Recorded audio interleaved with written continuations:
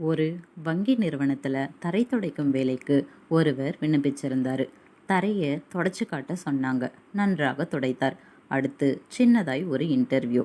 கடைசியில் அவரிடம் தகவல் சொல்வதற்காக இமெயில் முகவரி கேட்டாங்க. இமெயிலா? எனக்கு இமெயில் இன்டர்நெட் எல்லாம் தெரியாதே என்றார் துடைக்க வந்தவர். கம்ப்யூட்டர் நிறுவனத்தில் வேலை பார்க்க விரும்புபவனுக்கு இமெயில் முகவரி இல்லையா என்று அவரை அனுப்பிவிட்டார்கள். வேலை இல்லை என்றதும் அவருக்கு என்ன செய்வதென்றே தெரியவில்லை. கையில் $10 இருந்தன. அதை கொண்டு மார்க்கெட்டில் வெங்காயம் வாங்கினார். பக்கத்து குடியிருப்பு பகுதியில் கூவி கூவி விற்றார்.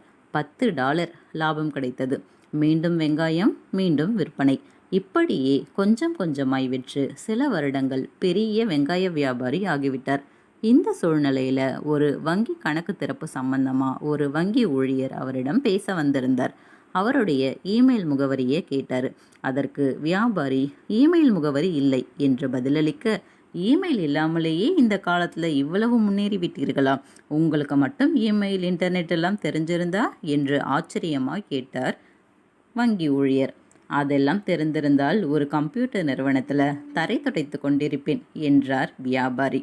வாய்ப்புகள் விளங்கும்போது கவலைப்படாதே. எல்லாம் நன்மைக்கே என்று எண்ணி தொடர்ந்து முயற்சி செய்தால் மிக பெரும் வெற்றி உனக்காக காத்திருக்கும். நன்றி.